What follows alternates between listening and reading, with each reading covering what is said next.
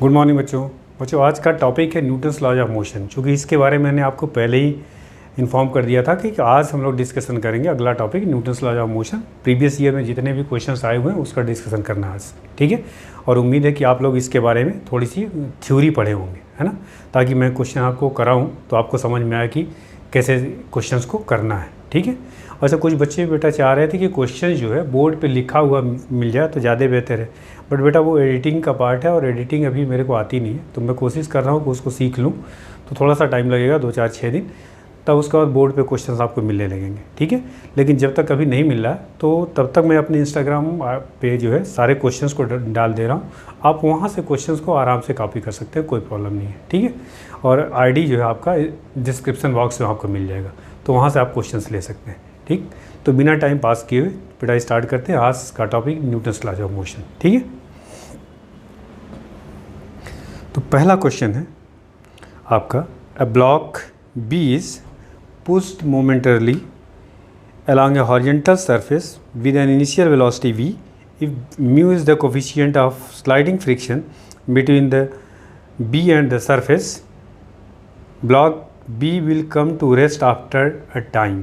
आपसे ये एक क्वेश्चन दे रखा है, एक फिगर दे रखा है बेसिकली। इसमें पहला क्वेश्चन आपका एक फिगर दे रखा है, एक सरफेस है, इस पर एक ब्लॉक है जिसका नाम है b, और इसमें कोफिशिएंट ऑफ फ्रिक्शन इसको मोमेंटरली पुश कर दिया गया और ये v वेलोसिटी से आगे चलना शुरू हो जाता है ब्लॉक, ठीक है।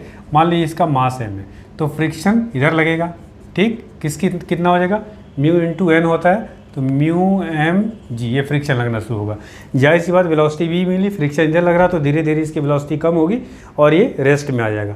तो आपसे इस क्वेश्चन में पूछा गया है कि कितने टाइम बाद ये रेस्ट में आ जाएगा। बात समझ में आ गई। तो सबसे पहले आपके पास इक्वेशन ऑफ मोशन है v equal to u plus a t, तो फाइनल वेलोसिटी 0, ये कितना दे रखा है इनिशियल वेलोसिटी v, और रिटार्डेशन है तो यहाँ हो जाएगा माइनस फ्रिक्शन, एक्सेलरेशन कितना हो जाएगा इस केस में a equal to f by m. तो फ्रिक्शनल फोर्स कितना है बेटा, म्यू एम जी अपान एम, एम कैंसिल हो गया तो आपका आ गया म्यू जी टी। तो टाइम आपको कैलकुलेट करना था, time equal to v upon क्या हो जाएगा, म्यू जी, ये आपका आंसर होगा। मतलब इतने टाइम बाद यह ब्लॉक रेस्ट में आ जाएगा, ठीक है। बहुत ही आसान सवाल था आपका। चलिए नेक्स्ट क्वेश्चन देखते हैं क्या है आपका, सेकंड क्वेश्चन।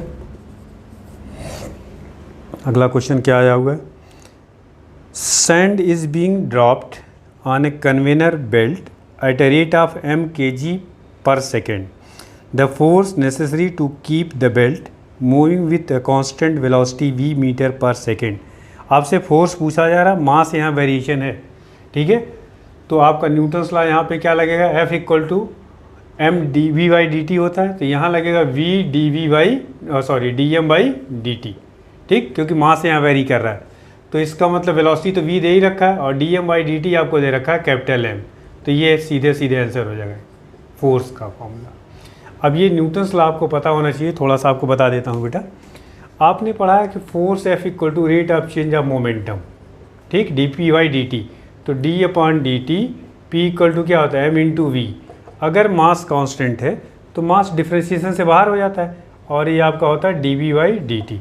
तो फोर्स का फॉर्मूला आपने ये पढ़ा है, ठीक। यहाँ मास कांस्टेंट था, लेकिन अगर मान लीजिए मास वेरी कर रहा है और वेलोसिटी कांस्टेंट है, जैसा कि इस क्वेश्चन में दिया कि वेलोसिटी v कांस्टेंट है, मास वेरी कर रहा है, तो इसमें आपका वेलोसिटी कांस्टेंट, वेलोसिटी बाहर हो जाएगा, मास का डिफरेंशिएशन करेंगे d m by D t, ये आपका इस केस में फॉर्मूला लगेगा। बात समझ में आ गई। तो ये आपको न्यूटन्स लॉ इस तरह से अप्लाई करना है, सीधे सीधे आपको आंसर लिखना था, कुछ करना भी नहीं है क्वेश्चन में, ना ही कोई कैलकुलेशन है। आप देख रहे होंगे कि जो भी प्रीवियस ईयर में क्वेश्चन आए हुए हैं उनमें कैलकुलेशन बहुत कम होता है बेटा, ठीक है। बस ध्यान से आपको फॉर्मूला सही तरीके से अप्लाई करना आना चाहिए। अगला क्वेश्चन देखते हैं क्या है। नेक्स्ट क्वेश्चन है, a body under the action of force F equal to 6I minus 8J plus 10K acquires an acceleration 1 meter per second square. The mass of this body is, एक body है जिसमें force लग रहा है आपका 6I minus 8J plus 10K और इसमें acceleration हो रहा है 1 मीटर पर सेकेंड स्क्वायर का। तो बॉडी का मास आपसे पूछा जा रहा है ना। बहुत ही आसान है भाई, इस क्वेश्चन में कुछ नहीं करना है, पहले फोर्स निकाल लीजिए कितना आएगा। अंडर रूट ये 6 का स्क्वायर 36 प्लस -8 का स्क्वायर 64 और प्लस 10 का स्क्वायर कितना हो जाएगा 100। तो ये आ जाएगा आपका 100 200 10 अंडर रूट 2 इतना न्यूटन फोर्स हो गया। तो आपसे मास पूछा जा रहा है तो एम इक्वल टू क्या आ जाएगा बेटा F/A। फोर्स आपका कितना आ गया 10 रूट 2, एक्सेलेरेशन 1 दे रखा है तो 10 रूट 2 kg, ये आपका आंसर हो गया। ठीक है, 30 सेकेंड भी नहीं लगेंगे बेटा, नोट करिए इसको।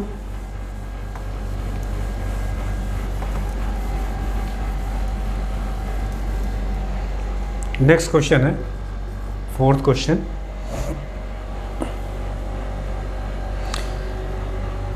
N explosion blows a rock into 3 parts. ठीक, एक रॉक है वो 3 हिस्से में टूट रहा है, मान लीजिए रॉक है। 2 parts go off at right angle. बेटा ये बहुत इंपॉर्टेंट क्वेश्चन, आपके नीट में 4 बार ये क्वेश्चन पूछा गया सेम कॉन्सेप्ट पे, इसको ध्यान से समझिएगा और बहुत ही इंपॉर्टेंट क्वेश्चन है।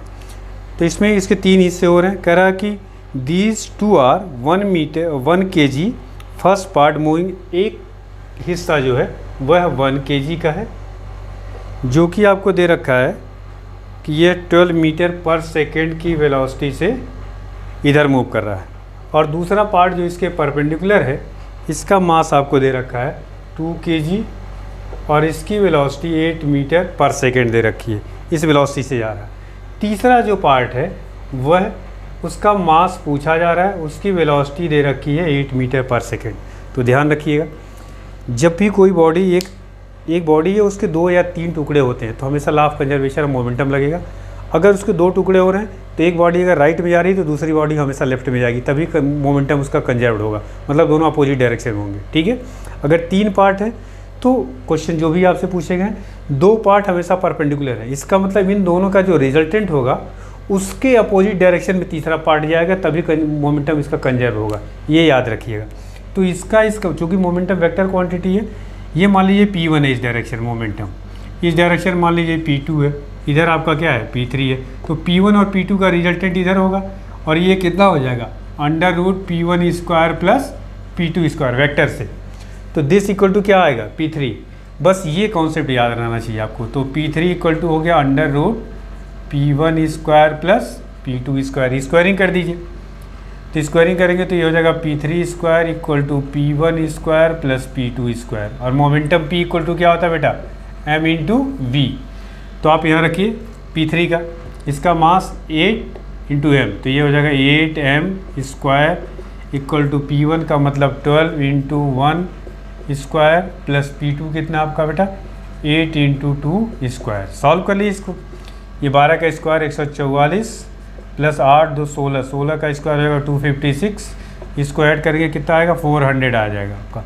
और इधर आ गया आपका 64m स्क्वायर, तो m स्क्वायर इक्वल टू कितना आ गया 400 अपॉन 64, तो m इक्वल टू कितना आएगा बेटा 20/8 इक्वल टू 2.5 kg, ये आ गया। इसका मतलब इसकी वैल्यू जो होगी थर्ड पार्ट की, उसका मास 2.5 kg होगा। बात समझ में आ गई? चलिए नोट करिए, और ये क्वेश्चन बेटा याद रखिएगा, बहुत इंपॉर्टेंट सवाल है।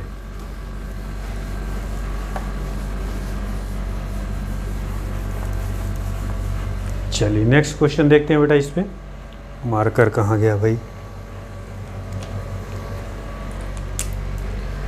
5वां सवाल।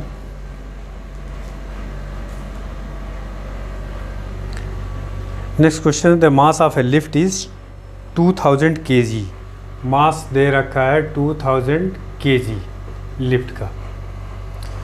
When the tension in the supporting cable is, tension आपको दे रखा है 28,000 न्यूटन।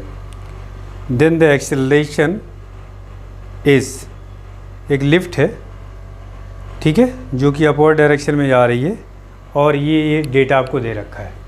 तो आपने पढ़ा है अपवर्ड डायरेक्शन में mg प्लस ma, तो a इक्वल टू a पूछा गया, तो a एक्सेलरेशन कितना हो जाएगा बेटा आपका a equal to t minus M ji upon आपका हो जाएगा t माइनस एम जी अपान m। तो टेंशन कितना दे रखा है 28,000 माइनस एम जी, एम दे रखा 2000 इंटू 10 कर लेंगे, जी की वैल्यू 10, तो ये हो जाएगा आपका 20,000 अपान मास कितना दे रखा है 2000। ठीक है, तो 28,000 माइनस 20,000 ये होगा 8,000, 8,000 अपॉन 2,000 तो ये हो जाएगा 4 मीटर पर सेकेंड स्क्वायर। ये आपका आ गया एक्सेलरेशन। ठीक है, तो ये बेसिकली मोशन ऑफ लिफ्ट पे क्वेश्चन है ये। उसमें 3-4 केसेज होते हैं, लिफ्ट ऊपर जा रही है, लिफ्ट नीचे जा रही है, लिफ्ट कांस्टेंट वेलोसिटी से है, एक्सेलरेशन है नहीं है, तो उसके सारे केसेज आपको पता होना चाहिए। ठीक है बेटा, अगला क्वेश्चन है इसमें मास अ मैन। ये बेटा अच्छा क्वेश्चन है, ध्यान से समझिएगा। A man of 50 kg mass is standing in a gravity free space at a height of 10 metre above the floor. एक 50 kg का आदमी, मान लीजिए ये फ्लोर है आपका, और यहाँ से 10 मीटर पे यहाँ पे एक आदमी है 50 kg का। ठीक है, ये 10 मीटर दे रखा है। ये डेटा दिया हुआ कि एक आदमी है, फ्लोर से आदमी की मास दे रखा है 50 kg और फ्लोर से 10 मीटर हाइट पे ये खड़ा है। चूँकि ग्रेविटी है नहीं तो ये हवा में ऐसे पड़ा हुआ है। ठीक है, आगे कह रहा है he throws a stone of 0.5 kg। ये एक स्टोन इधर थ्रो करता है, कितने का? ½ kg का। ठीक है, with the speed of 2 metre per second. किस स्पीड से? 2 मीटर पर सेकेंड से। When the stone reaches the floor the distance of the man above the floor is. अब ध्यान दीजिए, ये क्वेश्चन बहुत बढ़िया है। यहाँ से ये ½ kg का स्टोन नीचे फेंकता है, किस स्पीड से? 2 मीटर पर सेकेंड से। और ये कितना आपका? 10 मीटर। तो टाइम कितना लगेगा ग्राउंड तक आने में इसको? तो t = 10 मीटर और स्पीड कितनी है? 2। तो इसका मतलब 5 सेकेंड में, चूँकि यहाँ ग्रेविटी नहीं है, ध्यान रखिए, ग्रेविटी फ्री स्पेस है ये, तो ये आपका 5 सेकेंड में नीचे आ जाएगा। अब जब आप इस आदमी ने इस पत्थर पे फोर्स लगाया है ना, तो इसका मतलब ये हुआ, एक्चुअली पत्थर तो पहले इसके साथ ही था, आदमी के साथ ही। अब इसने जैसे ही इसको फोर्स लगाया तो इसका मतलब ये हुआ कि यहाँ से बॉडी 2 हिस्से में ब्रेक हुई। ठीक है, तो टोटल आपको पहले कंजर्वेशन ऑफ मोमेंटम लगाएंगे और इसकी वेलोसिटी निकालेंगे। क्योंकि इसको वेलोसिटी आपने पत्थर पे एक्शन किया तो रिएक्शन जो है पत्थर का आपके ऊपर लगेगा। तो इसका मतलब इसको एक वेलोसिटी मिलेगी ऊपर के डायरेक्शन में। वह वेलोसिटी अगर पता चल जाए तो आपका काम हो जाएगा। ठीक है, कि वेलोसिटी पता चल जाएगी तो ये पता चलेगा कि आपका 5 सेकेंड में ये आदमी कितना ऊपर गया।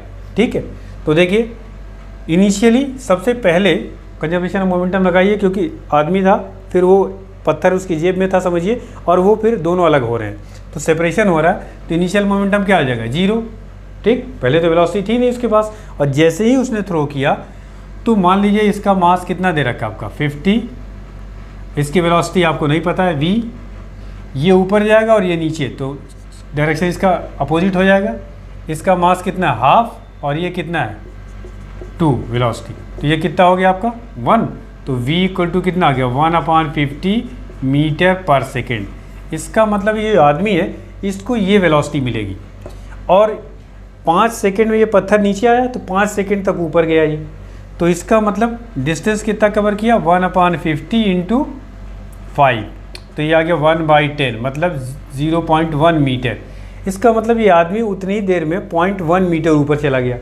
ये क्यों हो रहा है? न्यूटन्स लॉ की वजह से, क्योंकि पत्थर पे इसने एक्शन किया तो पत्थर का रिएक्शन किधर गया? ऊपर। उस रिएक्शन फोर्स की वजह से ये आदमी ऊपर जा रहा है। ठीक है, क्योंकि ग्रेविटी है नहीं, तो ये 0.1 मीटर ऊपर गया, और पहले से कितना था? 10 मीटर ऊंचाई पे था ही, 0.1 मीटर और चला गया। इसका मतलब अब इसकी नई सिचुएशन क्या हो जाएगी? 10.1 मीटर। ये आपसे पूछा गया है कि कितनी ऊंचाई पर आदमी होगा। ठीक है, तो ये क्वेश्चन अच्छा क्वेश्चन था थोड़ा, तो ये ध्यान से मुझे लगता समझ में आपको आ गया होगा बेटा। ठीक है, अगला क्वेश्चन देखते हैं बेटा। नेक्स्ट, अरे बेटा नेक्स्ट क्वेश्चन देखते हैं क्या है। अगला क्वेश्चन आपको दे रखा है, a block of mass m is in contact with the cart C as shown in the figure. एक फिगर दे रखा है, फिगर मैं ड्रॉ कर देता हूँ। ये रोड है और इस पर एक कार्ट चल रही है ना, यह कार्ट, और इस पर एक ब्लॉक रखा हुआ है ऐसे, इस तरह से ये अटैच्ड है m। ठीक, आपसे कह रहा है the coefficient of static friction between the block and the cart is mu. इसके बीच में जो कोफिशिएंट ऑफ स्टैटिक फ्रिक्शन है वो दे रखा है म्यू। ठीक है, the acceleration A of the cart, acceleration यहाँ दे रखा है आपको a। Of the cart will prevent the block from the falling. तो ये ब्लॉक यीशु की एक्सेलेरेशन है, तो ये ब्लॉक इसी पे चिपका हुआ है। चिपका हुआ मतलब इसी की वजह से रुका हुआ है। तो आपसे पूछा जा रहा है एक्सेलेरेशन, कुछ ऑप्शन दे रखा। पहला ऑप्शन दे रखा A less than G upon mu. Second option दे रखा है A greater than M G upon mu. और तीसरा ऑप्शन दे रखा है A greater than G upon mu M. और चौथा ऑप्शन दे रखा है आपका A greater than or equals to G upon mu.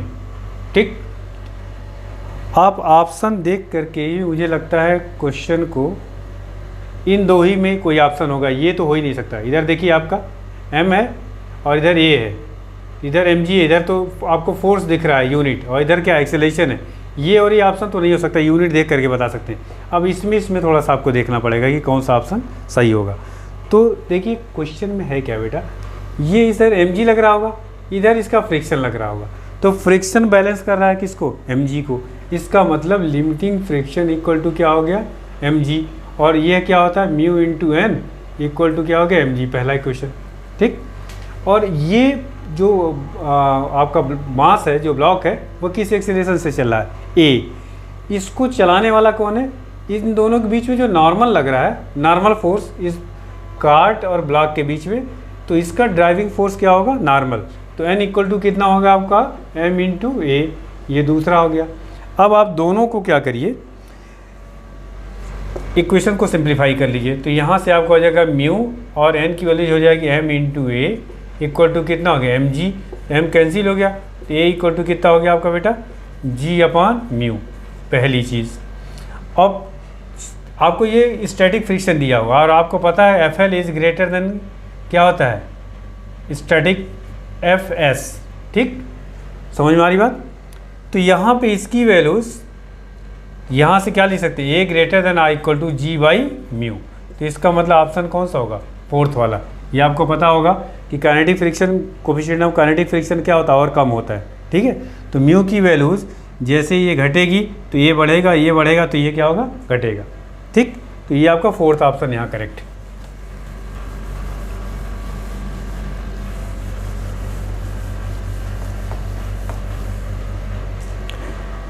अगला क्वेश्चन है, A body of mass m hits normally a rigid ball with velocity v and bounces back with the same velocity. The impulse experienced by the body is। एक ये आपका ball है और एक object है जिसका मास m दे रखा है, वेलोसिटी v दे रखा है। ठीक है, तो आपसे पूछा जा रहा है और सेम वेलोसिटी से बाउंस बैक कर रहा है, सेम अपोजिट डायरेक्शन में। तो इम्पल्स पूछा जा रहा। तो इम्पल्स क्या होता है बेटा आपका, impulse I equal to change in momentum. Impulse momentum relation इसको कहते हैं। चेंज इन मोमेंटम कितना होगा, एम वी से जा रहा है मोमेंटम से और इधर आपका एम वी हो गया, तो final momentum minus initial momentum. इसका मतलब minus m v minus m v, तो कितना हो जाएगा आपका माइनस 2 mv। ठीक है, तो आपका इसका मैग्नीट्यूड कितना हो गया, 2 mv हो गया। यही आपका इम्पल्स हो जाएगा। बात समझ में आ गई। बहुत ही आसान क्वेश्चन है, इसमें तो कुछ करना भी नहीं था। और इस पर एक क्वेश्चन और पूछा गया है। ठीक है, अभी आपको कराऊंगा। आपको शायद मैंने उसको कराया था, हाँ वेक्टर वाले में कराया गया था। ऐसा क्वेश्चन रिजॉल्व करने के लिए था उसमें। ठीक है, अगला क्वेश्चन बेटा आपका लिफ्ट वाले पे है question. A person of mass 60 kg is in side a lift. इसका मतलब लिफ्ट वाला ध्यान रखिएगा, ये आपका इंपॉर्टेंट टॉपिक है। A person of mass 60 kg in side A lift of mass 940 kg and कुछ डेटा बेटा। A person of mass 60 kg is inside a lift of mass 940 kg and presses the button of control panel. The lift start moving upward with the acceleration a 1 meter per second. G दे रखा है। The tension in the supporting cable is। Tension आपसे पूछा जा रहा है ना। The button in the supporting panel, तो आपका दे रखा मास दे रखा है, जी आपका 10 दे रखा है, एक्सेलरेशन आपको दे रखा है। ठीक है, 940 kg और प्लस 60। ठीक है, क्वेश्चन में पूरा डिटेल ये दिया हुआ है। एक आदमी है बेटा जो 60 kg का है, mass of the man 60 kg inside a lift of mass 940 kg। Lift का मास कितना दे रखा है? 940 kg। ठीक है, तो टोटल मास कितना हो जाएगा आपका? 940 प्लस 60 आपका कितना का? 1000 kg। बात समझ में आ गई? अब आपसे पूछा कि the lift start moving upward with the acceleration. Acceleration कितना दे रखा है? 1 मीटर पर सेकेंड स्क्वायर, और जी आपके क्वेश्चन में दे रखा है 10 मीटर पर सेकेंड स्क्वायर। आपसे पूछा जा रहा है the tension in the supporting cable. चूँकि अपवर्ड डायरेक्शन में जा रहा है तो क्या हो जाएगा? एम जी प्लस ए। तो ये आपका कितना आ जाएगा? एम की वैल्यूज़ हो गया 1000, जी आपका 10 दे रखा और ये 11, तो इसका मतलब कितना हो जाएगा? 11। तो ये आपका आ जाएगा टोटल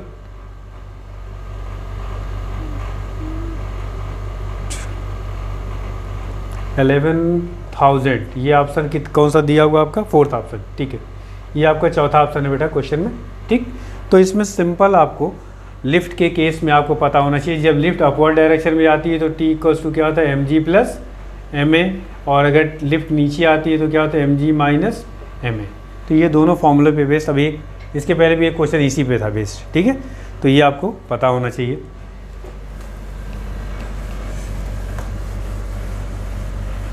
नेक्स्ट क्वेश्चन इसमें पूछा गया बेटा, फिर कन्वेयर बेल्ट पे ही क्वेश्चन पूछा गया। अभी इसके पहले भी एक क्वेश्चन पूछा गया था। A conveyor belt is moving at a constant speed 2 metre per second. एक कन्वेयर बेल्ट है जो 2 मीटर पर सेकेंड से मूव कर रही है। ठीक, a box is gently drop down in, उस पर एक बॉक्स डाला गया। The coefficient of friction mu आपको दे रखा है 1/2। ठीक है, the distance that the box will move relative to belt before coming to rest on it, और जी आपको दे रखा है कितना? 10 मीटर पर सेकेंड स्क्वायर। ठीक, अब आपसे ये पूछा जा रहा है कि जब आप कन्वेयर बेल्ट पर उस ब्लॉक या जो भी ऑब्जेक्ट है उसको ड्रॉप कर रहे हैं तो कितने देर बाद वो ब्लॉक रुक जाएगा। ठीक, अभी आपने सबसे पहली चीज़ आपसे डिस्टेंस पूछा गया एस। ठीक है, तो जब कन्वेयर बेल्ट पे रखेंगे कोफिशिएंट ऑफ फ्रिक्शन आपको ये दे रखा है, तो रिटार्डेशन कितना होगा? अभी आपको बताया थोड़ी देर पहले एक क्वेश्चन कराया गया था, म्यू इंटू जी। तो म्यू इंटू जी आपका हो जाएगा 1/2, और जी आपका कितना हो गया? तो ये आपका हो गया 5 मीटर पर सेकेंड स्क्वायर। बात समझ में आ गई? अब आपसे पूछा जा रहा है डिस्टेंस और कितने देर में रेस्ट हो जाएगा। तो कितने डिस्टेंस बाद अगर वेलोसिटी 0 हो जा रही है एस डिस्टेंस बाद, तो वी स्क्वायर इक्वल टू क्या होता है? You square plus 2as। Final velocity 0, u आपको दे रखा है 2 मीटर पर सेकेंड, तो ये 4 हो जाएगा, माइनस चूँकि रिटार्डेशन है तो 2 इंटू एक्सीलरेशन हो गया 5 इंटू एस। तो आपका एस इक्वल टू कितना आ जाएगा? 4/10 इक्वल टू आ जाएगा 0.4 मीटर। तो ये आपका ऑप्शन हो जाएगा। ठीक है, कुछ भी नहीं है क्वेश्चन में, ना ही बहुत ज़्यादा कैलकुलेशन आपका।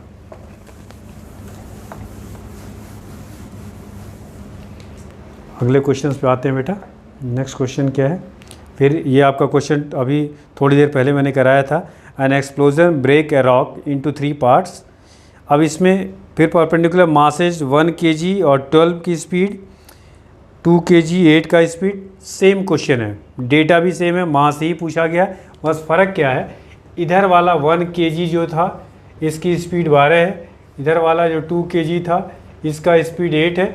तीसरे वाले का स्पीड पिछले क्वेश्चन में 8 दे रखा था, इस क्वेश्चन में इसको दे रखा 4। बस इतना सा फ़र्क है, सेम क्वेश्चन रिपीट किया जा रहा है। ठीक है, मुझे उम्मीद है आप ये क्वेश्चन कर लेंगे, मैंने इसीलिए कहा था ये क्वेश्चन बहुत ही इंपॉर्टेंट है।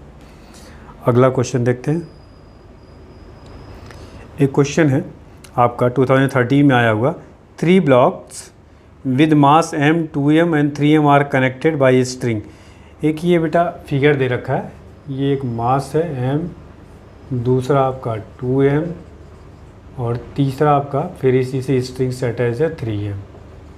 ठीक, इस पर फोर्स लगाया गया F और ये कांस्टेंट वेलोसिटी से चल रहा है। ठीक है, आपसे क्वेश्चन ये पूछा जा रहा है upward with the velocity what is the net force on the block of mass 2m। इस पर नेट फोर्स पूछा जा रहा है। ठीक है, तो आपने पढ़ा है F net is equal to m into A, क्योंकि वेलोसिटी कांस्टेंट है। तो इसका मतलब एक्सेलरेशन क्या हो गया 0, तो नेट फोर्स कितना हो जाएगा 0। सिंपल, आपको ऑप्शन इसका क्या हो जाएगा 0 हो जाएगा नेट फोर्स। समझ में आ गया। तो इस क्वेश्चन में तो कैलकुलेशन भी नहीं था, सीधे आपको टिक करना था कि नेट फोर्स कितना होगा। अगला क्वेश्चन है इसमें, ये क्वेश्चन थोड़ा सा ठीक लग रहा है। The upper half of inclined plane of inclination theta is smooth while the lower half is rough. A block is starting from rest at the top of plane will again come to rest at the bottom. If the coefficient of friction between the block and half of the plane is given, coefficient of friction निकालना है। Question ये है बेटा, ये थोड़ा सा question ठीक है। एक इंक्लाइंड प्लेन है, मान लीजिए ये, इसकी लेंथ है मान लीजिए l, आपका टोटल लेंथ आपका कितना है l, और इसमें आधा पोर्शन इसका, इधर का पोर्शन स्मूथ है, ये आपका क्या है स्मूथ है, और नीचे का पोर्शन आपका यहाँ से रफ है। ठीक, यहाँ से एक ब्लॉक है, ठीक, जिसका मास आपको दे रखा है बेटा m, मान लीजिए ये यहाँ से चलता है, तो यहाँ तक तो स्मूथ है, आसानी से आ जाएगा। इसके पास जो काइनेटिक पोटेंशियल एनर्जी थी h हाइट पे, ये l है आपका, ये आपके क्वेश्चन में दे रखा है थीटा, तो इसकी हाइट कितनी हो जाएगी बेटा l साइन थीटा, ये l आपने सपोज किया। ठीक है, तो यहाँ इसके पास पोटेंशियल एनर्जी होगी mgh, तो mg और h की जगह कितना आ जाएगा l साइन थीटा। ये पोटेंशियल एनर्जी यहाँ पे क्या हो जाएगी काइनेटिक एनर्जी में आ जाएगी, और वही काइनेटिक एनर्जी हो जाएगी। और ये काइनेटिक एनर्जी यहाँ ये ब्लॉक जब चलता है तो यहाँ पे आकर के रेस्ट हो जाता है। इसका मतलब टोटल एनर्जी ये जो फ्रिक्शन की वजह से जो लॉस हो रहा है, तो work done by the friction equal to क्या हो जाएगा दिस एनर्जी हो जाएगा। आपसे म्यू पूछा जा रहा है कि यहाँ पे coefficient of friction mu equal to क्या आएगा। ठीक है, तो देखिए सवाल में कैसे करेंगे इसको। एक ब्लॉक है आपका, ये मान लीजिए है, तो आपका kinetic energy is equal to क्या हो जाएगा पोटेंशियल एनर्जी, और पोटेंशियल एनर्जी कितना हो जाएगा mg l साइन थीटा, पहला इक्वेशन। ठीक, और यही एनर्जी क्या हो रहा है धीरे धीरे लॉस हो रही है, और यहाँ पे आके क्या हो जा रहा है 0 हो जा रहा है। तो ये लॉस कौन करा रहा है फ्रिक्शन, तो work done by friction equal to क्या हो जाएगा बेटा work done by frictional force कितना हो जाएगा फ्रिक्शनल फोर्स इनटू ये यहाँ से यहाँ तक कितना आ जाएगा l/2, डिस्प्लेसमेंट कितना आ जाएगा l/2। फ्रिक्शनल फोर्स कितना होगा, देखिए जब ब्लॉक यहाँ पर पहुँचा इस जगह पे, तो mg आपका इधर आएगा, ये थीटा तो ये भी थीटा, तो इधर कितना हो जाएगा mg cos थीटा। तो यहाँ पे frictional force mu into n होता है नॉर्मल, तो यहाँ पे नॉर्मल कितना हो जाएगा mg cos थीटा के इक्वल, तो ये हो जाएगा mg cos theta into l/2, और यही आपका किसके इक्वल हो जाएगा इस काइनेटिक एनर्जी के इक्वल, तो ये आपका हो जाएगा mg l sine theta is equals to mu mg cos theta into l/2। देखो क्या क्या कैंसिल हो गया, mg कैंसिल हो गया, mg कैंसिल हो गया, l कैंसिल हो गया यहाँ से, तो ये आपका 2 इधर आ जाएगा, तो और cos थीटा इधर नीचे आ गया, तो 2 sine theta upon cos theta equal to mu, तो म्यू इक्वल टू क्या आ जाएगा 2 tan थीटा। ये आपका ऑप्शन हो गया mu equals to 2 tan theta. समझ में आ गया ये, ठीक है। ये थोड़ा अच्छा क्वेश्चन था, एक आध क्वेश्चन थोड़े से बेटा, जबकि कैलकुलेशन देखिए इसमें भी नहीं था, बट ये है कि कॉन्सेप्ट आपको सही से क्लियर होना चाहिए, है ना। आगे क्या है क्वेश्चन इसमें, ये हो गया। अगला क्वेश्चन बहुत ही आसान दिया हुआ है, एक ग्राफ दे रखा है बेटा फोर्स और टाइम का, ये है बहुत ही ईजी है, इधर फोर्स दे रखा है ना, और ये आपका यूँ दिया है, फिर यूँ दिया है, फिर इधर आपका नीचे आया है, फिर यहाँ, फिर यहाँ, फिर आपका यहाँ गया है, फिर ये और ये, ठीक। और यहाँ पे आपका इसके करस्पॉन्डिंग आपको दे रखा है 3, इसके करस्पॉन्डिंग जो डेटा दे रखा है वो आपका 6, और इसके करस्पॉन्डिंग जो डेटा दे रखा है वो है 3, ठीक है। और ये आपका दे रखा है 2, ये है 4, ये है आपका 8, है ना, और यहाँ आपका है 0। अब देखिए आप क्वेश्चन में क्वेश्चन क्या कह रहा है, the force f acting on a particle of mass m is indicated by the force time graph shown in figure, the change in momentum of the particle over the time interval 0 to 8 second. Change in momentum equal to क्या होता है बेटा, अभी आपको बताया change in momentum equal to impulse, और impulse equal to क्या होता है, area under f t graph, area under f t graph मतलब फोर्स टाइम ग्राफ, इसकी एरिया बेसिकली आपको निकालनी है। तो चेंज इन मोमेंटम कितना हो जाएगा, डेल्टा पी इक्वल टू देखिए 1/2, इस ट्रायंगल के एरिया क्या हो जाएगा, बेस इंटू हाइट, तो बेस कितना 2 और 6, तो 2 × 6 माइनस इधर के एरिया क्या लेते हैं नेगेटिव, तो ये रेक्टेंगल बन रहा है, तो 2 × कितना हो गया 3 और प्लस ये कितना हो गया 4 × 3, तो ये तो कैंसिल हो गया है, ये देखिए आपका 6 आएगा, ये भी 6, तो कितना आ गया 12। सिंपल आपका एरिया निकालना था इस फिगर का, तो इसका ऑप्शन हो जाएगा 12। ठीक है,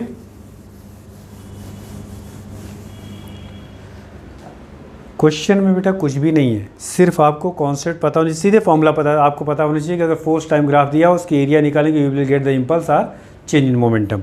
ठीक है, अगला क्वेश्चन फिर रिपीट हो रहा है, अभी मैंने आपको कराया है, एक बॉडी है उसके 3 हिस्से एक्सप्लोड हो करके हो रहे हैं, तो मास पूछा गया था। ठीक है, इसमें आपको क्या चीज़ पूछा गया, टोटल काइनेटिक एनर्जी जनरेटेड पूछा गया, तो तीसरे पार्ट का इसमें मास दे रखा है, उसकी वेलोसिटी निकाल लेंगे, तो वेलोसिटी निकाल लेंगे तो तीनों का मास और वेलोसिटी पता होगा, तो तीनों की काइनेटिक एनर्जी निकाल करके क्या कर लेना, आपको ऐड कर लेना, सिंपल। ठीक है, कहिए तो मैं आपको करा दूं। ठीक है, हालांकि इसमें कुछ है नहीं, मैं आपको बता देता हूं बेटा क्वेश्चन क्या है। A body of mass 4m, total mass 4m दे रखा है, एक इधर जा रहा है, एक इधर जा रहा है, और एक अभी आपको बताया इधर जा रहा है। ठीक है, it suddenly explode into 3 part, 2 pieces each of mass, इधर का मास m, वेलोसिटी v, इधर का मास m, वेलोसिटी v, तो इधर मास 2m हो गया, टोटल मास कितना दिया था 4m, तो इसका मतलब इधर कितना आएगा 2m आएगा, और इसकी वेलोसिटी नहीं दिया हुआ है, तो इसको कुछ आप मान लीजिए x मान लीजिए।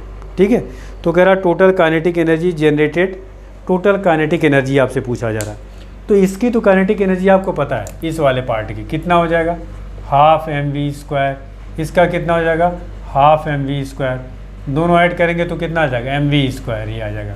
ठीक है, लेकिन इस पार्ट की वेलोसिटी नहीं पता है, तो वेलोसिटी तो निकाल ही सकते हैं, पिछले क्वेश्चन में आपने निकाला था मास, तो इस बार इसकी क्या निकालनी है, वेलोसिटी निकालनी है, मास दे रखा है तो इसकी वेलोसिटी निकालेंगे, इसकी काइनेटिक एनर्जी निकालेंगे, और ये आपका ऑलरेडी mv² इन दोनों का आ गया, तीनों को ऐड कर लेंगे, आपका आंसर आ जाएगा।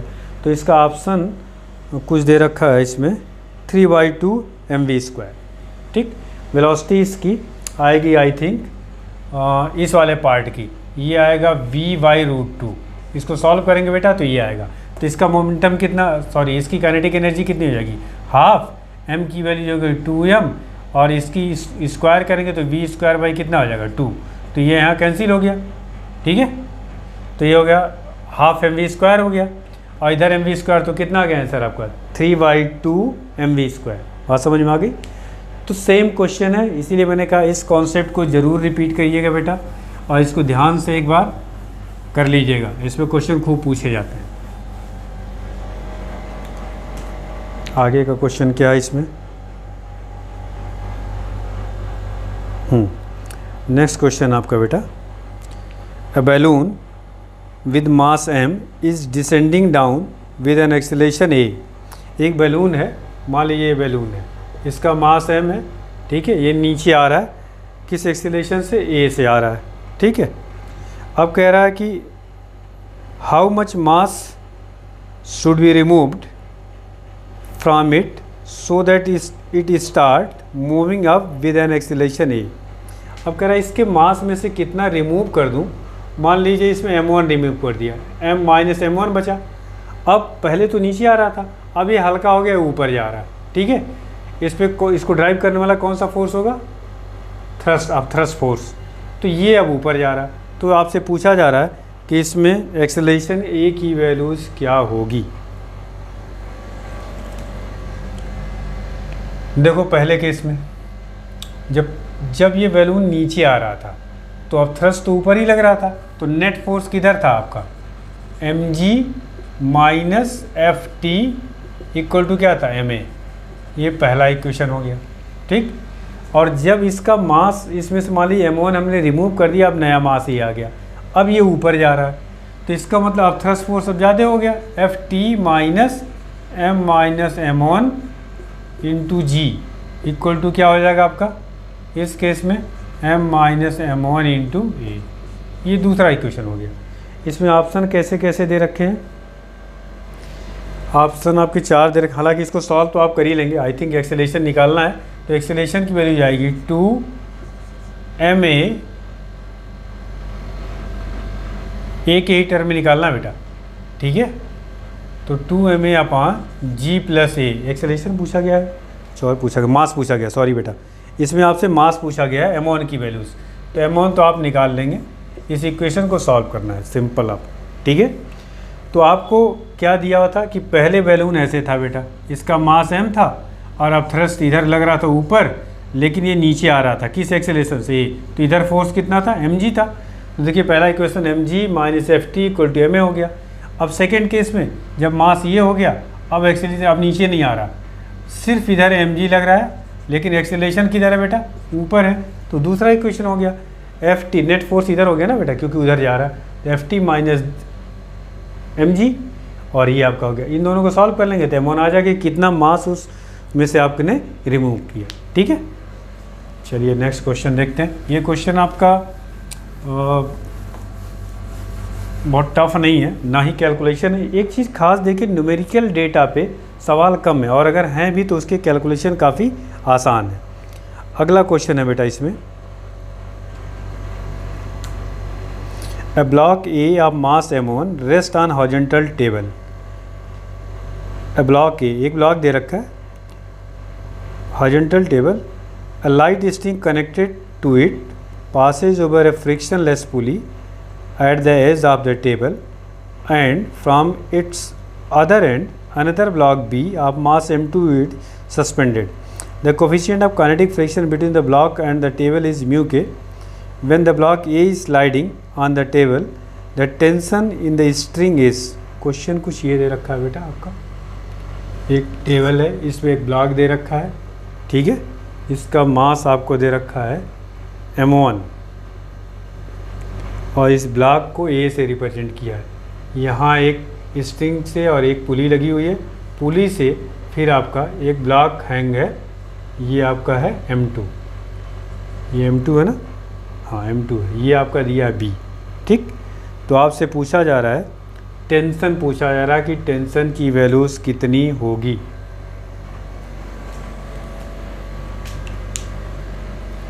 देखो बेटा यहाँ सबसे पहले सबका आप FBD बनाइए। इधर फोर्स कितना लगेगा m2g, टेंशन किधर होगा ऊपर, यहाँ टेंशन नीचे, यहाँ टेंशन T, इधर टेंशन T, और ये आपका यहाँ फ्रिक्शन लगेगा F, ठीक। और ये किसके बराबर हो जाएगा, म्यू m1g, ये फ्रिक्शन हो जाएगा। बात समझ में आ रही।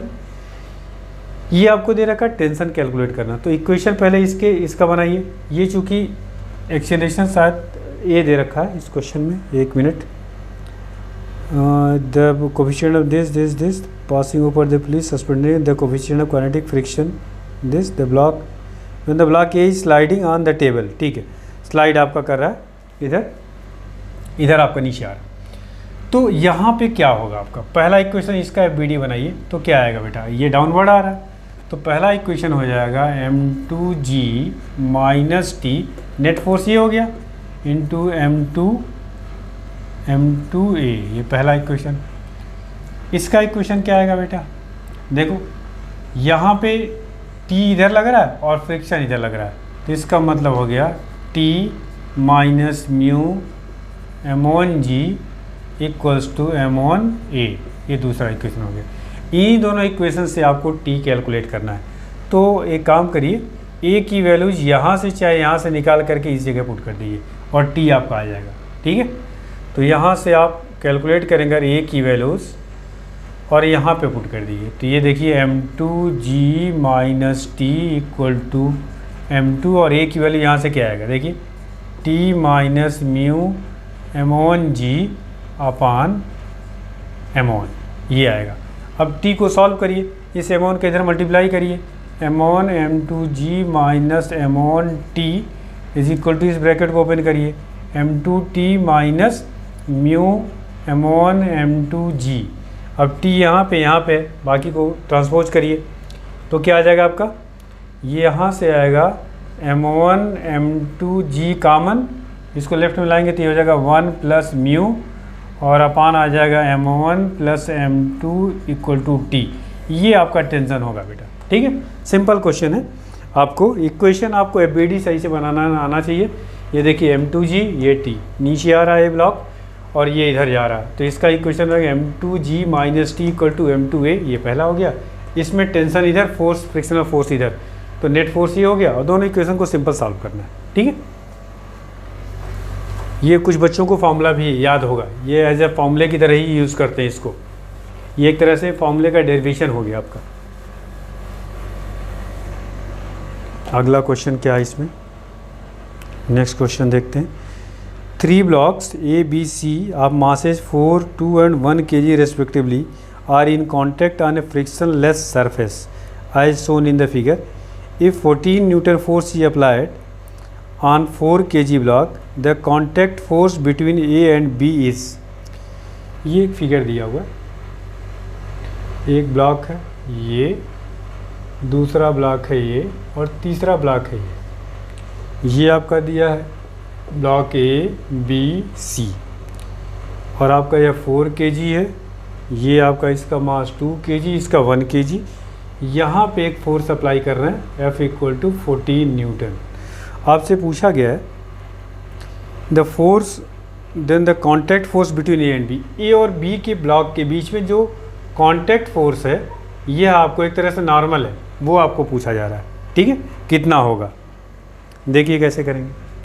सबसे पहले तो एक फोर्स लग रहा है तो कॉमन एक्सेलरेशन होगा, क्योंकि ये पूरा का पूरा एक सिस्टम है, तीनों का एक्सेलरेशन क्या होगा सेम, तो ए इक्वल टू क्या आ जाएगा F/m। F कितना है 14, मास कितना 4 2 6 1 7, तो ये कितना हो गया 2 मीटर पर सेकेंड स्क्वायर। इसका मतलब कॉमन एक्सेलरेशन तीनों का निकल गया, ठीक है। अब इसको ज़रा इसका FBD बनाइए। पहले वाला ब्लॉक ये 14 न्यूटन जिस पे लग रहा है और ये दूसरा ब्लॉक है और ये तीसरा ब्लॉक है, ठीक। तो ये इस पे फोर्स अप्लाई कर रहा है और ये ब्लॉक इस पे अप्लाई कर रहा है, ये ब्लॉक इस पे और ये इस पे, बात समझ में आ गई। इसके बीच मान लीजिए नॉर्मल है n, यही आपसे पूछा जा रहा है, ठीक है, कॉन्टैक्ट फोर्स। तो इसका मतलब एक्सेलरेशन आपने निकाल लिया 2 मीटर पर सेकेंड स्क्वायर। अब यहाँ पे acceleration a equal to net force, इस ब्लॉक पे नेट फोर्स कितना लग रहा है 14 माइनस n, 14 माइनस n और इसका मास कितना 4, ठीक। तो यहाँ से a की वैल्यूज कितनी दे रखी 2, तो 4 2 जा 8 हो गया, 8 इक्वल टू 14 माइनस n, तो n इक्वल टू कितना आ जाएगा 6। इसका मतलब इसके बीच में जो कॉन्टैक्ट फोर्स है, जो नॉर्मल फोर्स आप कह सकते हैं इनके बीच में, वह 6 न्यूटन का होगा, ठीक है। आपको अगर FBD बनाना आता है तो इस क्वेश्चन में कुछ भी नहीं, बिल्कुल आसान सवाल है। नेक्स्ट क्वेश्चन आपका इसमें बेटा, a plank with a box on it at one end is gradually raised about the other end. As the angle of elevation with the horizontal is 30 degree reaches, the box start to slip and slide 4 meter down the plank in 4 seconds. The coefficient of static and kinetic friction between the box and the plank will be, ये एक figure दे रखा है बेटा कुछ ऐसा, ठीक, ये फिगर है और यहाँ पे एक ब्लॉक समझिए एक दिया हुआ है, ठीक है, जिसका मास m दे रखा है, इसका मतलब mg इधर लगेगा, ये एंगल थीटा दे रखा है, ठीक। अब कह रहा कि इसको धीरे धीरे हम उठा रहे हैं, जब 30 डिग्री था थीटा की वैल्यू तब तक तो ये स्टेशनरी था, जस्ट स्लाइडिंग पोजीशन पे था। इसका मतलब थीटा आपसे पूछा गया तो एंगल ऑफ रिपोज पूछा गया है, और एंगल ऑफ रिपोज क्या होता है बेटा, म्यू की वैल्यूज दे रखी है क्या इसमें, स्लाइड डाउन 4 मीटर, और आपका सबसे पहले पूछा गया था coefficient of static and kinetic friction. तो static friction mu S equal to क्या होगा, टेन थीटा। क्योंकि आपने ये पढ़ा होगा कि एंगल ऑफ रिपोज वह एंगल होती है जिसपे यह ब्लॉक स्लाइडिंग पोजीशन पे आ जाता है। तो थीटा आपको 30 डिग्री दे रखा है, तो टेन 30 आपका हो गया, टेन 30, टेन 30 वाली 1/√3। इसको सॉल्व करेंगे 0.6 आएगा। ठीक है, तो पहला ऑप्शन तो ये 0.6 हो गया। आगे क्या रहा है कि अब इसको और बढ़ाते हैं, तो जैसे बढ़ाएंगे तो ये स्लाइड करने लगेगा। तो स्लाइड करने पे क्या कह रहा है, ये 4 मीटर नीचे आ रहा है। ठीक है, 4 सेकेंड में। बात समझ में आ गई? कितना आ रहा है, 4 मीटर, और कितने सेकेंड में, 4 सेकेंड में। तब आपसे पूछा जा रहा है उस केस में म्यू की वैल्यूज़ क्या होगी। डिस्प्लेसमेंट आपको दे रखा है एक तरह से 4 मीटर, टाइम कितना दे रखा है 4 सेकेंड, और आपसे कह रहा है कि बताइए कि म्यू की वैल्यूज़ क्या होगी। देखो यहाँ बेटा, since s equal to u t plus half a t square, तो एस तो आपको 4 मीटर दे रखा है, यू तो 0 दे रखा, क्योंकि ये यहाँ पे आप इस एंगल को धीरे धीरे बढ़ा रहे हैं। तो एक पोजीशन होगा लिमिटिंग पोजीशन पे जो ये रुका होगा, तो उस समय तो इसकी इनिशियल वेलोसिटी 0 होगी, और फिर ये जैसे एंगल बढ़ाएंगे तो क्या होगा आपका, ये स्लाइड करना शुरू होगा। अब यहाँ खास बात ये है 1/2 एक्सेलेरेशन कितना होगा, ये काम का है चीज़। तो आपको पता है कि इधर एक्सेलेरेशन कितना होगा बेटा, जी साइन थीटा, और फ्रिक्शन फोर्स किधर लगेगा, ऊपर। कितना होगा ये फ्रिक्शनल, तो ये होगा जी फ्रिक्शनल फोर्स की वैल्यू जो होगी अगर हम कहें तो एम जी कॉस थीटा। ये तो ये आपका इधर हो गया mu m g, mu into r होगा। फ्रिक्शनल फोर्स कितना होता है बेटा, f l equal to mu into n. तो नॉर्मल कितना हो जाएगा इसका, देखिए इसके कंपोनेंट करेंगे तो एम जी कॉस थीटा आएगा ये, और ये इधर आपका नॉर्मल, तो नॉर्मल की इक्वल तो हो जाएगा एम जी कॉस थीटा। तो म्यू इंटू एन, इसका मतलब mu m g cos theta. तो यहाँ से हम हटा देंगे तो ये आपका रिटार्डेशन हो जाएगा म्यू जी कॉस थीटा। अभी इसके पहले आपको हॉरिजॉन्टल प्लेन पे बताया था रिटार्डेशन म्यू इंटू जी, यहाँ पर आ जाएगा म्यू इंटू जी कॉस थीटा। तो ये आपका नेट जो आएगा जी sine theta minus mu G cos theta और टी स्क्वायर। टी स्क्वायर का मतलब यहाँ क्या आ जाएगा, 4 दिया है तो ये आपका 16 हो गया। ठीक, अब इसको आप सॉल्व करिए, तो 2 का इधर मल्टीप्लाई कर लीजिए, या आप इसको 8 भी कर सकते हैं। तो 8 को इधर कैंसिल करेंगे तो 1/2 आ जाएगा। ठीक है, इक्वल टू देखना बेटा कैलकुलेशन, और जी की वैल्यू शायद क्वेश्चन में 10 दे रखी है क्या, चलिए दिया हुआ नहीं है, तो जी की वैल्यू हम लोग 10 ले लेते हैं, और थीटा आपका 30, सारी वैल्यूज पुट कर लेते हैं। तो जी आपका हो गया 10, और ये हो गया साइन 30 की वैल्यू 1/2 माइनस म्यू 10, और कास 30 की वैल्यूज़ कितनी हो जाएगी, √3/2। ठीक है, ये वैल्यूज देखिए सिर्फ म्यू आपका यहाँ अननोन है, ये आपका आ गया 1/2 इक्वल टू 5, और यहाँ आ गया म्यू इंटू 5√3, ये आया। तो 5 यहाँ से आप कॉमन ले लीजिए, तो यहाँ से आपका जब 5 कॉमन लेंगे तो ये हो जाएगा 1 माइनस, या एक काम करिए चूँकि आपको म्यू निकालना है तो ये आपका हो जाएगा म्यू को इधर लाइए, mu into 5√3 equal to 5 minus 1/2, तो ये हो जाएगा 4.5। ठीक है, और यहाँ से आपका आ जाएगा म्यू इक्वल्स टू 4.5, 4.5, 4.5, और ये आ जाएगा 5√3। इसको सॉल्व करेंगे तो mu equal to I think 0.4 के आसपास आएगा ये। ठीक है, जब 0.4 आएगा शायद। ठीक, तो ये आपकी वैल्यूज़ 0.5 आ रहा है। ये डेटा आपका जी की वैल्यूज़ दिया हुआ नहीं, खैर ये वैल्यूज़ आप रखेंगे, हो सकता है 9.8 पे आ जाए। तो ये आपका इक्वेशन ये होगा बेटा, और जी की वैल्यूज़ ये आपका आंसर आ रहा है इसमें 0.5, तो यहाँ पे 0.6 आ रहा है, और यहाँ क्या आएगा 0.5 आएगा। ठीक है, तो ये आपका पार्ट हो जाएगा। अब जी क्वेश्चन में दिया हुआ नहीं, तो हो सकता है 9.8 पे ही एग्जैक्ट डेटा है। ठीक है, तो वो आप वैल्यू जाओ यहाँ पे पुट कर लेंगे। ठीक, अगला क्वेश्चन देखते हैं। आपको सही तरीके से इक्वेशन फ्रेम करना आना चाहिए। ये क्वेश्चन थोड़ा सा कैलकुलेटिव था, अभी तक जितने क्वेश्चन आपने एलएम में किया उसमें कैलकुलेशन नहीं था, इसमें कैलकुलेशन आपको थोड़ा सा ज़्यादा था। नेक्स्ट क्वेश्चन देखिए, बिल्कुल आसान। A rigid ball of mass m strike a rigid wall at 60 degree and get reflected without loss of speed as shown in the figure। एक फिगर दे रखा है, ये कुछ इस तरह से एक दीवार है इधर, और ये इसका नॉर्मल, ये ऐसे एक बॉल आ रही है, इसे स्ट्राइक कर रही है और ऐसे चली आ रही है बिना वेलोसिटी के लॉस के, मतलब v वेलोसिटी से आई तो v से गई, और ये एंगल आपको दे रखा है 60 डिग्री। बेसिकली आपसे ये पूछा गया है the impulse imparted by the wall on the ball. ठीक है, इम्पल्स पूछा जा रहा, तो इम्पल्स इक्वल टू क्या बताया गया था, चेंज इन मोमेंटम। तो इसका मोमेंटम देखिए, इसके मास मान लीजिए इसका अगर m है, m के ही टर्म में दे रखा है, तो इसका कंपोनेंट क्या हो जाएगा, एम वी, ये कॉस थीटा इधर आएगा बेटा, है ना, m v cos theta, m v cos 60। ठीक, और इसका एक कंपोनेंट किधर आएगा, आप ऐसे समझिए, एक कंपोनेंट इधर गया और दूसरा कंपोनेंट इधर आ गया, ये हो गया एम वी, ये एंगल आपका कितना दे रखा है 60, तो ये 60 हो गया, तो एम वी कॉस 60 हो गया, और इधर वाला कितना हो जाएगा, एम वी साइन 60।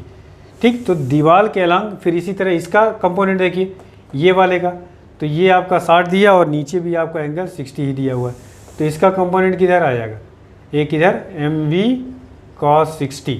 ठीक है, ये वाला डायरेक्शन इधर और एक का डायरेक्शन इधर, और इस केस में इसका कंपोनेंट कितना हो जाएगा बेटा, ये आपका आ जाएगा एक कंपोनेंट इधर एक इधर, एम वी साइन 60। अब देखिए एम वी साइन 60 इधर और a v m v sine 60 इधर, ये इनिशियल वाला ये फाइनल वाला, तो इसका जो आप कह सकते हैं कि नेट क्या आएगा, नेट क्या आएगा मतलब चेंज कितना आएगा, चेंज तो 0 हो जाएगा, सिर्फ ये बचेगा। तो पहले केस में P1 इस डायरेक्शन में और फाइनल क्या इधर, तो इसका मतलब change in momentum equal to P final minus P initial. तो फाइनल मोमेंटम कितना है, नेगेटिव डायरेक्शन में है, तो minus m v cos 60, cos 60 की वैल्यू कितनी हो जाएगी 1/2, ये हो गया, और minus initial momentum, initial momentum किधर है बेटा आपका राइट में, तो ये हो जाएगा एम वी इंटू कॉस 60 मतलब 1/2, तो ये कितना हो गया minus m v by 2 minus m v by 2, तो ये कितना हो गया आपका माइनस एम वी। ये आया आपका चेंज इन मोमेंटम। कोई ऑप्शन इसमें दिया होगा, हाँ ठीक है, 4th ऑप्शन है, समझ में आ गई बात। नेक्स्ट क्वेश्चन देखिए क्या है, अगला क्वेश्चन ये बेसिकली स्प्रिंग पे बेस्ड है बेटा, बहुत ही अच्छा सवाल है। अच्छा एक चीज़ ध्यान रखिएगा, स्प्रिंग के बारे में आपको अच्छे से पढ़ा हुआ होना चाहिए, ये एनएलएम में भी आएगा, वर्क पावर एनर्जी में भी आएगा, एसएचएम में भी आएगा, कई जगह आपका स्प्रिंग से रिलेटेड क्वेश्चन होंगे, तो स्प्रिंग पे एक क्वेश्चन जरूर बेस्ड आता है, ये ध्यान रखिएगा। अब हो सकता है यहाँ आए या वर्क पावर एनर्जी में आए या फिर कहाँ पे आ जाए, एसएचएम में आ जाए। ठीक है, देखिए क्वेश्चन क्या है, a spring of force constant K is cut into length of ratio 1:2:3। एक स्प्रिंग है, मान लीजिए उसका स्प्रिंग कांस्टेंट के दे रखा है, कुछ इस तरह से है स्प्रिंग, इसके लेंथ को मान लीजिए आप L, और इसको काट करके 3 हिस्से में किया गया, 1:2:3 के लेंथ में डिवाइड किया गया। काटने के बाद एक बार उनको सीरीज में अटैच किया गया, किस में अटैच किया गया, सीरीज में जोड़ा गया, तब स्प्रिंग कांस्टेंट लिखा है के डैश, और जब पैरेलल में इनको अटैच किया गया एक बार, तो इसको लिखा गया के डबल डैश। के और के डबल डैश का रेशियो आपसे पूछा गया, इसका रेशियो पूछा जा रहा है। तो देखिए ये एक अच्छा क्वेश्चन है, कॉन्सेप्चुअल प्रॉब्लम। सबसे पहले तो आपको ये पता होना चाहिए, कभी भी किसी स्प्रिंग को कट करते हैं तो इसका जो के इंटू एल होगा, spring constant into length equal to जितने भी पार्ट करेंगे, मान लीजिए अगला पार्ट आपने किया K1L1 equal to K2L2 equal to K3L3, जितने भी हिस्से करेंगे उनके स्प्रिंग कांस्टेंट बदलते जाएंगे, और ये आपस में क्या होता है, सेम होता है इनका प्रोडक्ट, ये आपको पता होना चाहिए पहली चीज़।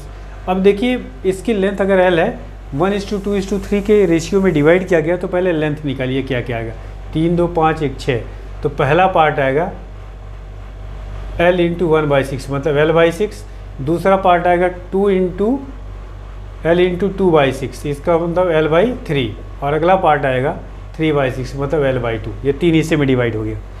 अब मान लीजिए इस पहला जो हिस्सा इसका स्प्रिंग कांस्टेंट मान लीजिए K1 है, दूसरे का K2 है और तीसरे का K3 है, कैसे निकलेगा, इस वाले फॉर्मूले से। ठीक है, तो देखिए यहाँ इसको यूज़ करिए, पहले वाले को, इसको इक्वेट करिए तो k into l equal to K1 निकालना आपको, और L1 लेंथ कितनी है L/6, तो L और L कैंसिल हो गया, तो K1 इक्वल टू क्या आ गया 6K, ये K1 आ गया। इसी तरह फिर आपका KL इक्वल टू कितना आ जाएगा K2, और दूसरे की लेंथ कितनी है L/3, तो L कैंसिल हो गया, तो K2 इक्वल टू कितना आ गया, K2 इक्वल टू आ गया 3K, ठीक। और K3 कितना आ जाएगा आप इसी तरह से 2K। तीनों के स्प्रिंग कांस्टेंट निकल गए अलग अलग। अब सीरीज में जब स्प्रिंग को अटैच करते हैं तो इक्विवेलेंट स्प्रिंग कांस्टेंट कैसे निकालते हैं? सीरीज का फॉर्मूला क्या होता है, याद है? सीरीज में इसका फॉर्मूला एग्जैक्टली कैपेसिटर के फॉर्मूले से सिमिलर है। कैपेसिटर में सीरीज में फॉर्मूला क्या होता था, 1/c equal to 1/c1 plus 1/c2 plus 1/c3। तो यहाँ सीरीज में ही आएगा 1/k dash equal to 1/k1 plus 1/k2 plus 1/k3।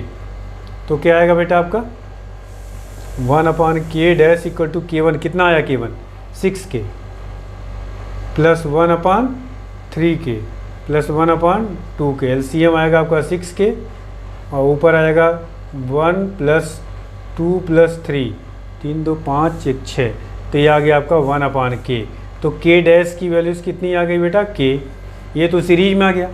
Parallel में फॉर्मूला क्या होता है K1 plus K2 plus K3, तो कितना हो जाएगा, तीनों को ऐड करेंगे तो 3 2 5 5 और 6 11, तो K डबल डैश की वैल्यूज़ कितनी आ जाएगी 11K।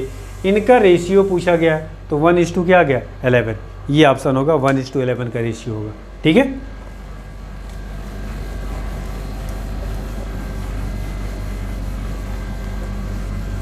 आगे देखते हैं बेटा क्वेश्चन क्या है इसमें।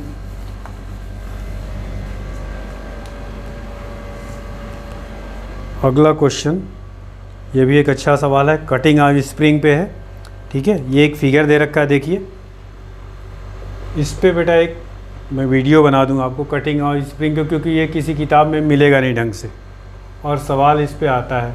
यह ब्लॉक ए है, इसका मास जो है 3m है, इस ब्लॉक को एक आ गया, फिर एक स्ट्रिंग है, स्ट्रिंग से एक अटैच किया गया है, इस ब्लॉक बी है, इसका मास m है, तो इसको जो है कह रहा कट कर दिया गया स्ट्रिंग को। इसको जब कट किया गया तो कह रहा कि find the acceleration of block A and be just after cutting, ठीक है। इसको कहते हैं laziness nature of the spring. तो जैसे पहले तो आप इसका FBD बनाइए, क्या होगा, इधर आपका क्या लगेगा बेटा mg, इधर लगेगा टेंशन, तो यह टेंशन कितना होगा mg के इक्वल होगा, ठीक है। बिफोर कटिंग की मैं बात कर रहा हूँ, तो यह हो गया आपका mg, और इधर क्या आ जाएगा mg आ गया t के इक्वल, यही आपका t है ना, और इधर 3mg आपका आ गया, और इधर कितना आ जाएगा टेंशन 4mg के इक्वल 4mg,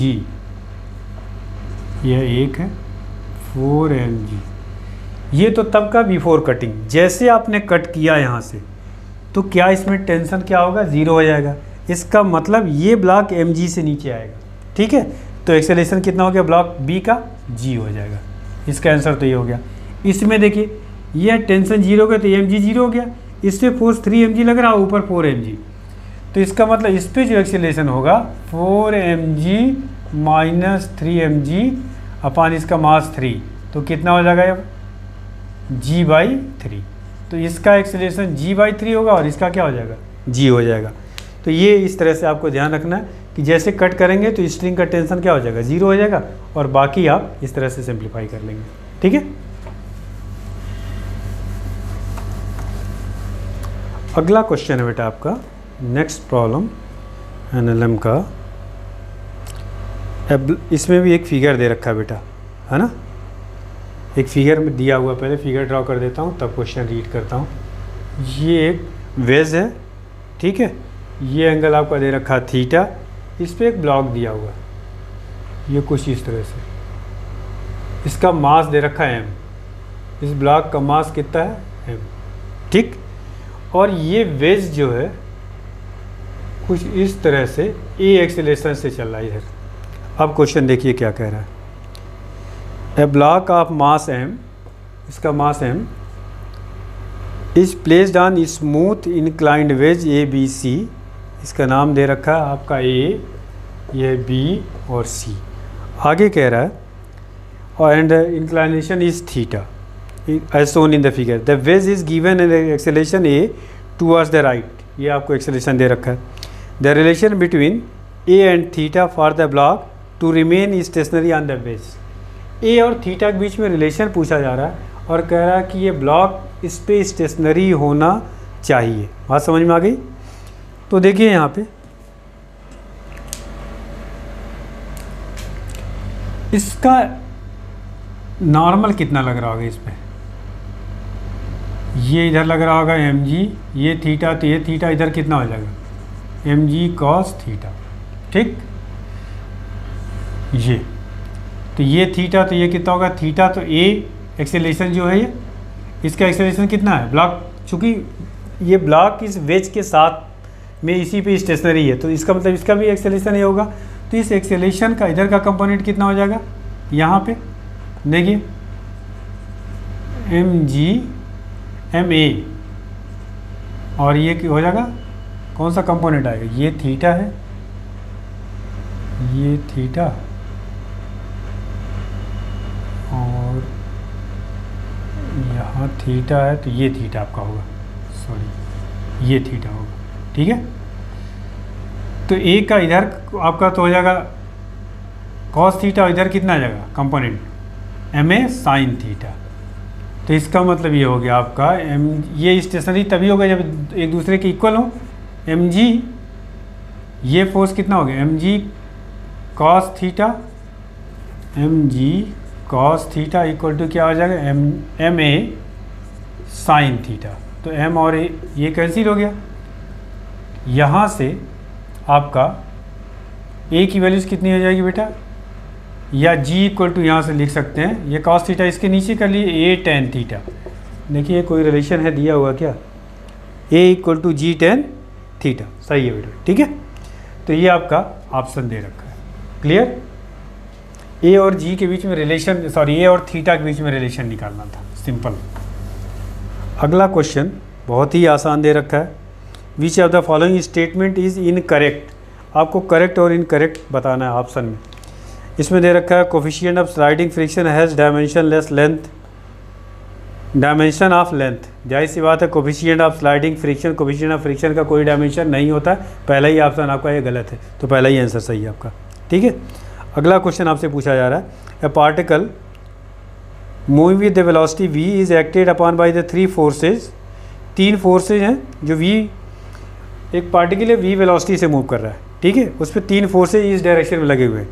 ये आपका एक ट्रायंगल बना हुआ है बेटा, ऐसे ये तीन फोर्स हैं, एक फोर्स इधर लगा हुआ है, एक फोर्स इधर लगा हुआ है और एक फोर्स इधर लगा हुआ है। अब इसको लिखा हुआ P, इसको लिखा हुआ R, इसको लिखा हुआ Q। अब आपको वेक्टर पता होना चाहिए, ये तीन फोर्स के डायरेक्शन है, इसका रिजल्टेंट कितना होगा बेटा, हैं इसका रिजल्टेंट बताइए क्या आएगा। इसका रिजल्टेंट नेट फोर्स जो है हमेशा क्या होगा, अगर नेट फोर्स 0 है और अच्छा पार्टिकल पे ये तीन फोर्सेज लगे हुए हैं, वो v वेलोसिटी से चल रहा है, तो आपको ऑप्शन दे रखा है the velocity of the particle will be increase करेगा, डिक्रीज करेगा, रिमेन कांस्टेंट होगा या कुछ और होगा, ठीक है। अब एक चीज़ ये बताइए, इसका रिजल्टेंट क्या आएगा, इस फोर्स का डायरेक्शन कुछ, इसका रिजल्टेंट पहली चीज़ तो ये देखिए, ये साइक्लिक ऑर्डर में है ये, तो इसका रिजल्टेंट कितना आएगा बेटा, देखिए जब भी तीन वेक्टर साइक्लिक ऑर्डर में होते हैं तो उसका रिजल्टेंट क्या होगा 0। इसका मतलब नेट फोर्स कितना दे रखा है इसमें 0, नेट फोर्स 0 है, तो इसका मतलब F इक्वल्स टू ma में, तो F 0 है, तो इसका मतलब क्या होगा, m तो 0 हो नहीं सकता, मतलब एक्सेलरेशन कांस्टेंट, एक्सेलरेशन कांस्टेंट का मतलब क्या होगा वेलोसिटी कांस्टेंट, इसका मतलब वेलोसिटी इसकी क्या होगी कांस्टेंट होगी, ये ध्यान रखना है, ठीक है। यही ऑप्शन आपका कि रिमेन कांस्टेंट होगा, क्योंकि फोर्स आपका क्या हो गया 0 हो गया, नेट फोर्स 0 हो गया। अगला क्वेश्चन एटवुड मशीन पर है, एक फिगर दे रखा है, आपको इसमें पूछा गया है the system the acceleration due to gravity g the acceleration, ये एक फिगर दे रखा है बेटा, है ना। एक ब्लॉक इधर हैंग किया गया है 6 kg का और एक इधर हैंग किया गया है 4 kg का। इस फिगर को क्या कहते हैं एटवुड मशीन। इसका एक्सेलरेशन का फॉर्मूला याद है बेटा, m1 - m2 upon m1 plus m2 into जी, ये होता है। और इसका टेंशन का फॉर्मूला क्या होता है, ये याद होना चाहिए, 2m1 m2 g अपान m1 प्लस m2। आपसे एक्सेलेरेशन पूछा गया है, तो acceleration a equal to m1 minus m2, 6 minus 4 कितना हो गया, 2 हो गया, 2 इंटू जी अपान 6 और 4, ये हो गया 10, ठीक है। तो कितना आ गया आपको, g अपान 5, जी की वैल्यू दे रखा क्या, नहीं दिया हुआ बेटा, तो g अपान 5 ऑप्शन हो गया, ठीक है। तो ये आपका NLM आज कंप्लीट हो गया बेटा। अगला टॉपिक हम लोग स्टार्ट करेंगे वर्क फॉर एनर्जी, देखते हैं उसमें कितने क्वेश्चंस आए हुए हैं। फिर अगर एक लेक्चर में होगा तो एक में कोशिश किया जाएगा, और नहीं होगा तो 2 लेक्चर में इसको ब्रेक किया जाएगा, ठीक है बेटा। Thank you.